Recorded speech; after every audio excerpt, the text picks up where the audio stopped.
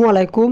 Mobile data চালু আছে, সিমে এমবি আছে, তারপরও ইন্টারনেটে ঢুকতেছে না, কোনো রকমের কোনো কাজ করতেছে, এরকম নো ইন্টারনেট দেখাইতেছে।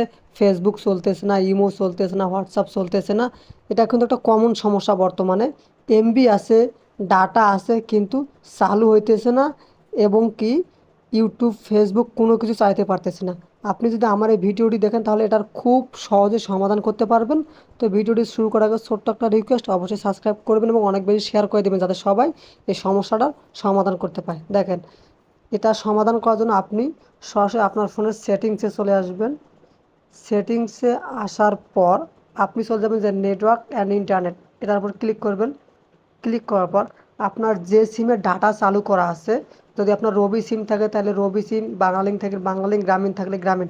তো আপনি যে মোবাইল নেটওয়ার্ক এটার উপর ক্লিক করবেন। ক্লিক করার পর যে রবি সিম, তো এই যে রবি সিমের উপর ক্লিক করবেন। ক্লিক করার পর আমার রবি সিমের ডাটাতে আমি রবি সিমে ক্লিক করলাম। ক্লিক করার পর নিচে দেখেন যে অ্যাক্সেস পয়েন্টের উপর ক্লিক করবেন। ক্লিক করার পর এখানে যে প্লাস যে আইকনটি আছে, প্লাস আইকনের উপর একটা ক্লিক করবেন। ক্লিক করার পর যে নেমের জায়গাত আপনি দিবেন আই, তারপরে যে APN এখানে আপনি দিবেন আই, ওকে দিবেন, দুটো ওকে দেবেন। ওকে দেওয়ার পর একটু ব্যাক করবেন। ব্যাক করলে দেখবেন যে আপনার ডাটা চালু হয়ে গেছে। অর্থাৎ দেখেন আমার কিন্তু এখন LTE লেখা দেখাইতেছে। যদি আপনার এভাবে ডাটা চালু না হয় সেক্ষেত্রে আপনি দেখেন থ্রি ডট মেনুতে ক্লিক করবেন। ক্লিক করবেন দেখেন রিসেট টু ডিফল্ট, এখানে ক্লিক করবেন। ক্লিক করার পর ওকে দিবেন। ওকে যদি আপনি দেন তাহলে আমার ডাটা দেখেন রিসেট অ্যান্ড ডিফল্ট কমপ্লিট। দেখেন এখনও কিন্তু আমাকে 4G দেখাইতেছে।